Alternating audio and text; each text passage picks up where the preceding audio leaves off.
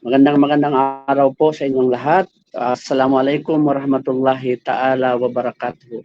Sa atin mga kababayan sa buong Pilipinas, Luzon, Visayas at Mindanao, saan man kay sulok ng mundo, sa ibayong dagat, nawa po ay nasa mabuti kayong kalagayan. Sa mga panahon na ito, binabati namin po kayo muli ng mabiyaya, mapagpala at masaganang araw. Assalamualaikum warahmatullahi ta'ala wabarakatuh. Welcome sa ating programang NCMF Updates.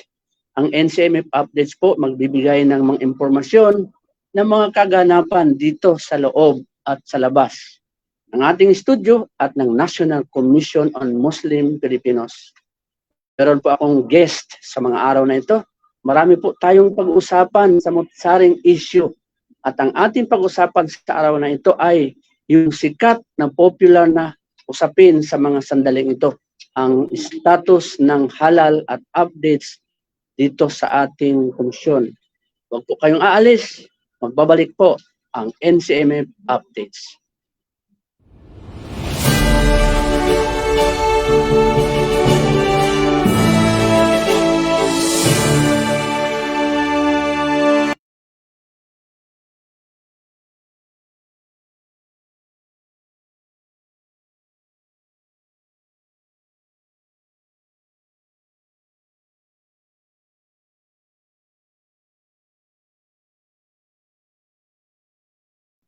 Welcome back po sa ating programang NCMF Updates.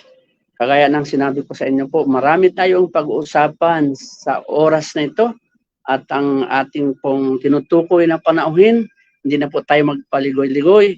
Walang iba kung hindi ang ating halal focal person ng BIMEA, ng National Commission on Muslim Filipinos. Walang iba kundi si Miss Rahima Sulaiman. Ma'am, welcome po sa ating programang NCMF Updates. Gusto ko pong makarinig ng mga kasagutan sa mga katanungan ng atin mga kababayan. Pero bago po tayo magsisimula, magpakilala po muna kayo. Thank you po, Com, for welcoming us, representing the BIMEA or the Bureau of Muslim Economic Affairs. So, my name is Rahima Sulaiman, and I'm currently holding a position of Development Management Officer 4, and also currently designated as the halal focal person of the National Commission on Muslim Filipinos. So, thank you. Assalamualaikum to all those who are listening with us, Com. Maraming salamat po at welcome po ang ating panauhin sa mga sandaling ito. Kasama po natin dito sa studio ang puwersa po ng BIMEA sa pamumuno po ng ating butihing director, walang iba po kundi si Rahmatul Mamukid at ang kanyang mga kasamahan. Dahil ang usaping ito po ay hindi lamang dito sa ating komisyon, hindi lamang po dito sa ating syudad, kung hindi ang usaping halal po ay napapanahon. In fact, nakailang beses po tao nakanig ng mula mismo sa Malacanang pagsuporta at ang panawagan ng ating butihing Pangulong Ferdinand Romualdez, BBM Marcos. Tayo po ay tumugon at gumawa ng hakbang kung paano natin matugunan ang pangangailangan ng ating bansa, ang local consumption ng mga Muslim tungkol sa halal. Gusto po natin pag-usapan sa mga oras na ito, kaya minabuti natin imbitahan ang BIMEA at walang iba po magsasalita sa atin kundi ang halal focal person mismo. Ma'am, pwede bang mabigyan nyo kami ng updates at status ng kasalukuyang programa ng BIMEA? By the way, ang BIMEA po is the Bureau of Economic and Muslim Affairs. Dito po sa ating komisyon, ang ating pong komisyon may 7 bureaus at isa po doon ang BIMEA.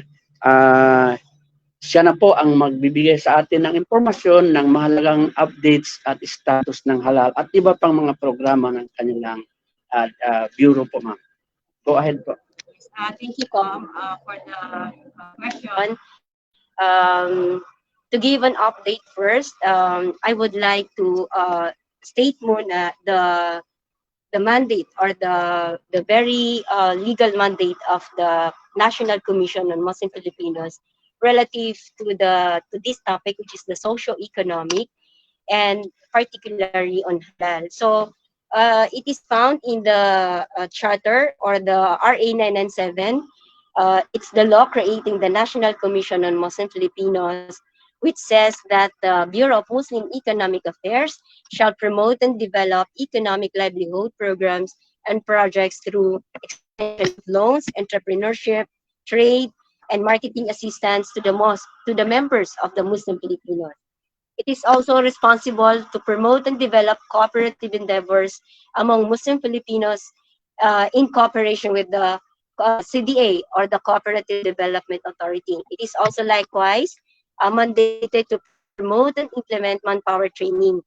And of course, with the very provision on halal, it says the National Commission on Muslim Filipinos is mandated to promote, develop, and accredit halal certifying bodies for the benefit of the Muslim Filipinos. So that's called the mandate of the INSEME for halal. Napakaganda po, binigyan tayo ng background ni Ma'am Rahima Sulaiman tungkol sa mandates kasi binabase naman po natin ang lahat ng programa at activities ng ating komisyon, lalo na dito sa BIMEA, base doon sa mandates according to the Republic Act that created our commission, ma'am.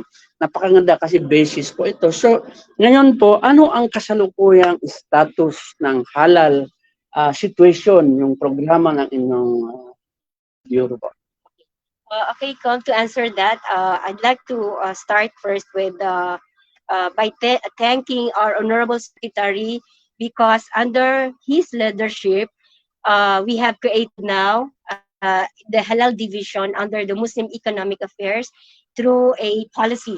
So through an en-bank resolution, alam mo yan, Com, you were there, ikaw yung malaking sumuporta, you presided the en-bank meeting, and alhamdulillah, it was approved. So that Halal Division, it has 3 section Com. So we have the accreditation section, the halal promotion and awareness section, and last but not the least is the research and development sections. So lahat po yun, may kanya-kanyang functions po and may mga kanya-kanyang tao po. Okay, napakaganda po ang sinabi ni Ma'am Rahima. In fact, kasama po tayo sa pagbuo ng resolusyon na ito. Tayo po ang nanguna, ito po sa pamumuno ng ating butihing sekretary, Atty. Giring Mamunjong, sapagkat dito po natin nararamdaman yung mga reforma, yung pag-introduce ng mga bagong inisyatiba sa ating komisyon. So, ma'am, ano po ang mga programa ng Halal Office, lalo na dito sa bagong division na na-create na ito? Okay. So, Com, yung mga programs ngayon ni Halal Division is naka-align siya sa road path na binuo ni Secretary Giling Mamunjong. So, major programs that Secretary would like to come up is the establishment of Halal Agro-Industrial Hub, and second is the halal establishment of the halal business enterprise. So in that halal agro-industrial hubs, si Secretary together yung mga key officials natin sa office, they visited 11 areas that has potential for the establishment of halal hub. Yes po. Opo, saksi po tayo kung saan kasama rin po tayo sa pag-iikot upang personal po pinuntahan ni Secretary Giring Mamunjong at pinamunuan niya mismo ang pagsasagawa ng mga ocular inspection at pakikipagkonsulta sa ating mga stakeholders sa iba't ibang lugar. So, isa po ito sa mga pinaka-marching order ng ating Secretary at bilang pagsunod doon sa instruction at ang panawagan ng ating mahal na Pangulong Marcos upang suportahan at paigtingin pa ang halal industry sa ating bansa. Ma'am, gusto ko lang po i-clarify ang NCME po ba, kasi alam nyo, samut-saring mga katanungan sa atin, lalo na kapag may involved tungkol sa mga halal product na certification, gusto ko mismo galing sa halal poker person ang kasagutan. Ang NCME po ay mag-certify ng halal products or mag-accredit? Please elaborate and explain to our viewers po, ma'am. Thank you, Com, for the question. It's very important kasi para po malaman ng public na magkaiba po ang accreditation sa certification ko. So pag sinabi mo accreditation, yung mandate ni, specifically for the mandate ni INCMF, at tayo po is nire-regulate natin. We are accrediting these halal certifying bodies. At itong si halal certifying bodies, sila po ang magsa-certify ng mga products that are declared halal. So may proseso po yan. There is a stringent procedure before a product can be declared halal. So ito po bang mga certifiers na sinertify natin ay mga government office po ba ito or private partners? No, they are private and Muslim organizations. Gusto po natin linilaw, kaya po naitanong natin kasi kapag meron mga situation, may natuklasan silang produktong na-certify ng halal, ay tinuro sa NCMF. Sinabi na rin po natin ito, ang NCMF po ay mag-accredit at ang mga certifiers po na accredit natin, sila yon tawag dito, sila yung in charge doon sa pag-audit, sa pag-check, sa pag-monitor ng produkto, kung ito ba ay karapat-dapat i-certify or hindi sila karapat-dapat sapagkat recent situation po. Meron tayong mga natanggap na mga reklamo, mga hinain ng ating mga kababayan na may kinalaman sa certification. Nalinaw na po ang mag-certify, ang hindi NCMF, bagkus mag-regulate ng accreditation ng mga certifiers. With that po, ilan ba ang na-accredit na certifiers sa ngayon ng NCMF? So as of this date, we have 8 accredited halal certifying bodies po. Dito ba ay naka-focus o naka-concentrate lang sa isang lugar o sa NCMF or saan ba sila natatagpuan? Para doon naman po sa kaalaman ng ating mga kababayan, gusto nila magpasuri or magpa-certify or mag-apply sila for certification ng kanilang produkto kasi iniimbitahan din po natin ang mga establishments, ang mga manufacturers or mga producers ng mga pagkain na gusto nilang ipa-certify para alam po nila kung saan sila pupunta. Yeah, I'd like to elaborate more on that, yung tanong mo. Kasi we 2 years ago, when we started to reopen the accreditation, we announced to the public na lahat po coming from different regions, they are allowed naman po mag-apply sa INCMF, even those outside sa 11 regions ng INCMF, lahat po sila pwede mag-apply. Unfortunately, we do some screenings. So during those times, marami pong nag-apply sa INCMF. It's more than 10. I think umabot pa siya ng 8. So ang na-accredit natin is 8. 8 lang po because gumawa tayo ng mga criteria. We have a criteria and guidelines na sinusunod bago sila ma-accredit ng INCMF. Okay, salamat po. Bago po tayo magpatuloy sa ating pag-uusap, ma'am, napakaganda, very interesting yung topic natin ngayon. In fact, kung alam lang ito ng ating mga kababayan, baka tutukan, magpapa-break po muna tayo para ma-prepare natin ang mga susunod na mga katanungan. Break po.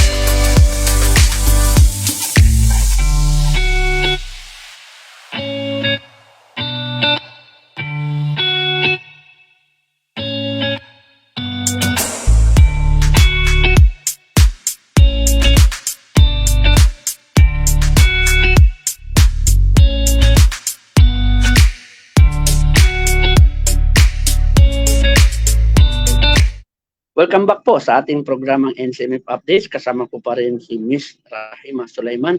Ipagpatuloy po natin ang ating pag-usap tungkol sa mahalagang paksa ng halal.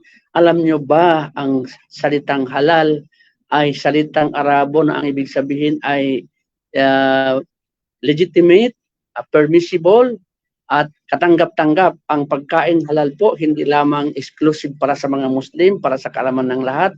Ito po ay inaatas ng ating Panginoon para sa sangkatauhan, sa lahat po ng tao. Kasi ang halal, hindi lamang po ito para sa mga taga Mindanao o taga Saudi Arabia, bagkus para sa talagang lahat.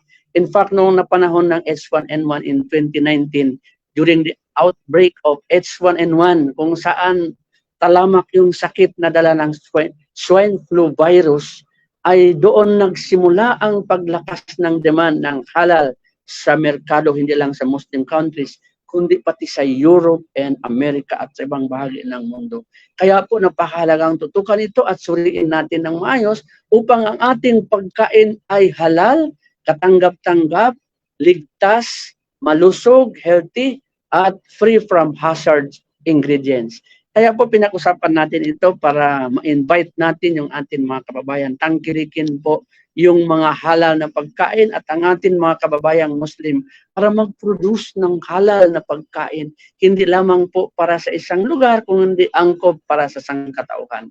Ang susunod po natin tanong, ano ba ang magiging benefit and privileges associated with the to become a halal accredited body?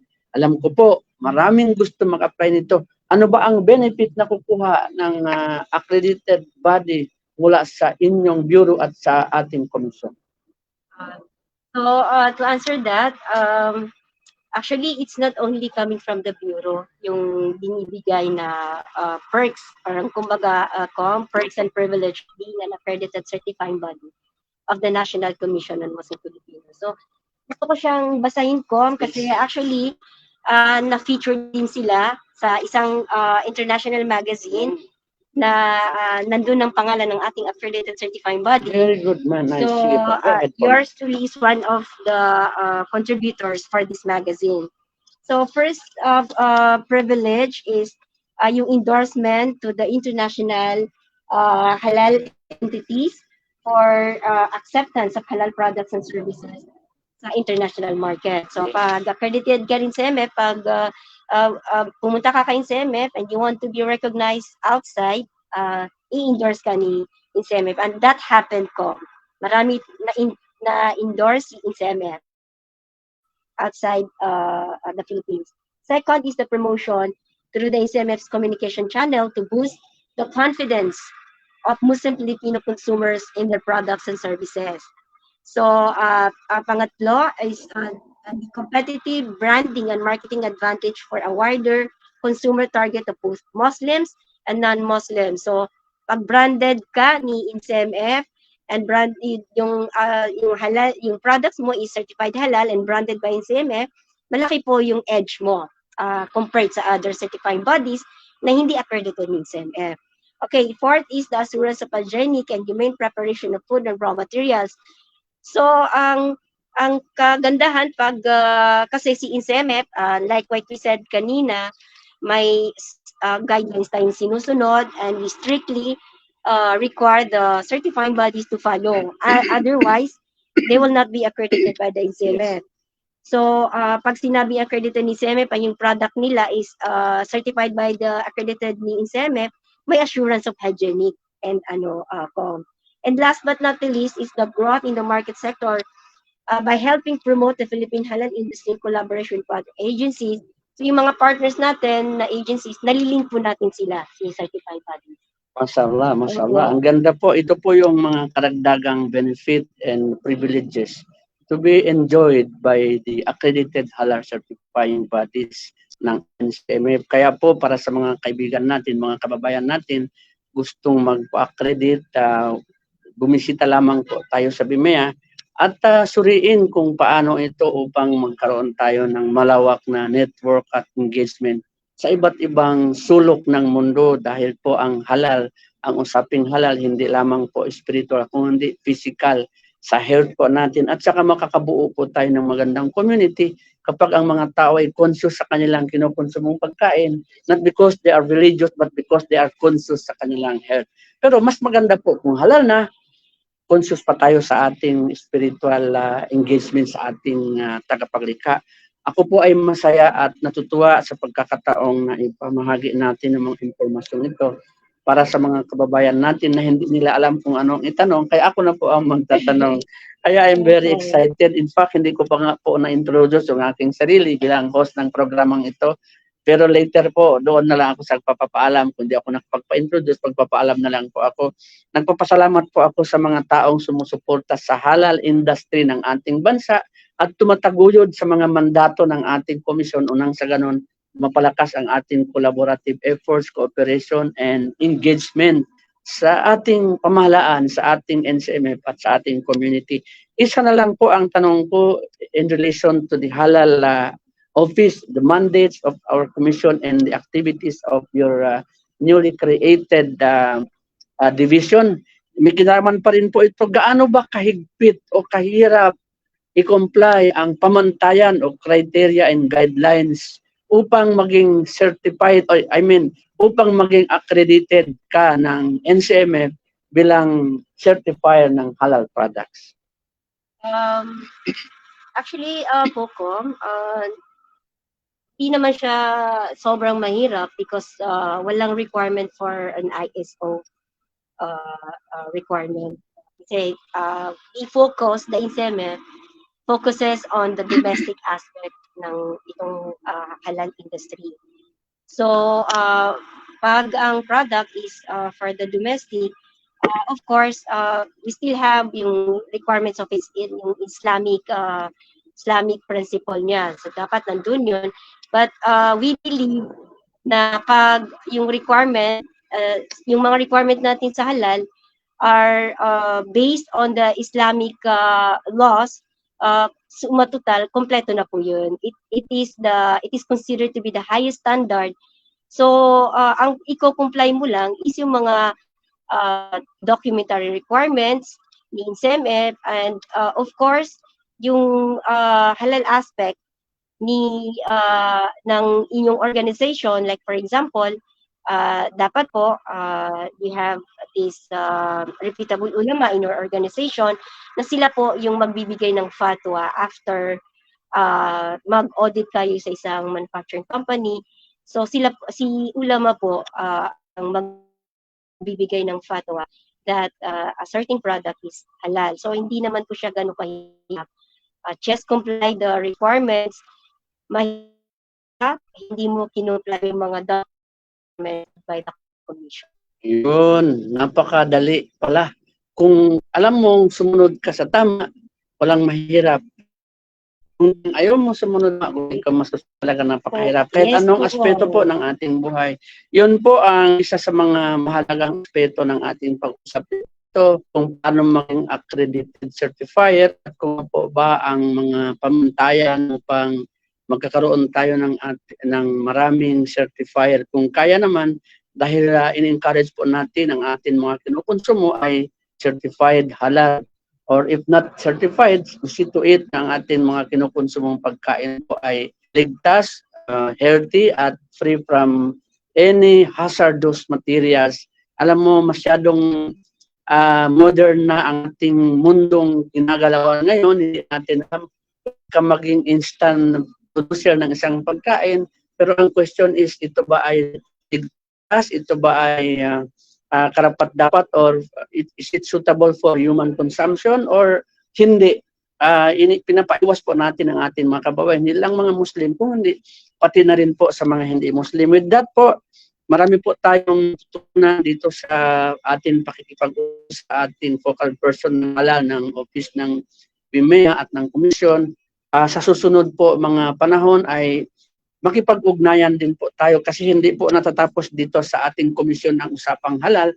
Nandyan po si DTI, nandyan po ang ibang mga government agencies, andyan si DOST na pinapasalamatan natin sa kanilang pakikipag-ugnayan at kahandaan makipagtulungan sa atin upang maisulong natin ang kakaroon ng isang katanggap-tanggap na truly halal products kung ito po ay nubuo ng mga iba't ibang stakeholders ng hala. With that po, ako po ay taos-pusong nagpapasalamat sa inyong lahat. Nakalimutan ko sabihin, mag-comment kayo kung meron kayo mga gustong i-suggest o imungkahi sa ating programa. Pero pwede pa rin po kayo mag-comment kasi gagawin po natin regular ang ating programang NCMF Update para po sa kahalagahan ng pagkakaroon ng mga impormasyon na verified that truly comes from NCMF. Kasi kung hindi po tayo bibigyan ng mga pahayag, baka isipin ng mga tao, wala tayo masyadong ginagawa dito sa NCMF. At baka nakapokus lang tayo sa isang issue, sa isang usapin. Hindi po ganoon, napakarami pong mga activities, napakarami mga programa ang mga opisyal ng NCMF mula dito sa Secretary, Office of the Secretary, sa different divisions and services, sa mga regional offices po. Napakaraming activities ng NCMF. Kaya minabuti po natin magkaroon NCMF updates sa pamamagitan ng ating social platform dito po sa NCMF Updates. Ito po ay pang mas na natin ipakita at iparating ang mensahe sa mga magigiting natin mga opisyal at NCMF family. With that po, inimbitahan ko kayo upang subaybayan ang ating programa at suportahan ito para magkaroon tayo ng mga kabuluhang pagpapahayag at pagkain ng mga informasyon. Hihingi na lang po ako ng parting words, pakilon kayo mga upcoming activities na program para maimbitahan at para ma-inform ang ating publiko po. Yung mga susunod na activities at kasalukuyan po, pag-usapan natin. Will you please makarinig po ang huling parting words na po, ma'am. Thank you. Okay, thank you, Com. Actually po, kung sa mga programs and future plans ng NCMF, the BIMEA, marami po po, baka maubos ang oras po. Okay, sige. So, as of this stage, the NCMF realizes that we need production of the, kasi marami nang nagawang awareness si NCMF. Na-aware na natin ng mga tao na ito, halal to, alam to, especially with the case of yung na public advisory natin. So, ang tanong ngayon, so where can we get the halal food? So, ngayon si NCMF, may programa po ang one purity, one halal product. So, the existing purity nationwide, pupuntahan po yan ng NCMF and they will help kung ano ba yung pwedeng ito ang product mo, especially on fee. So, fee is ang company will get support from us. Cooperative want chicken ring ng ano, and we will help. So, we will be visiting actually the Zambo Eco Zone. May MOA po yan, and now we are reviving the MOA. Binigyan po si NCMF ng 100 hectares and now napatayo ng ibang infrastructure. So, titingnan natin, may investor tayo, they want to help, gustong magpatayo ng slaughterhouse for chicken. So, yan po, yun yung mga naka-focus tayo for production. Salamat po, Hima.